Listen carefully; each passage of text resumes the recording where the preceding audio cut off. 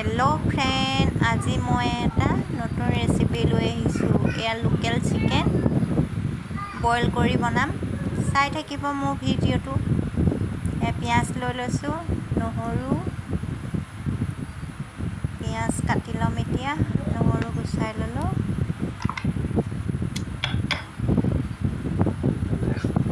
খুন্দনাত পিচি লৈছোঁ।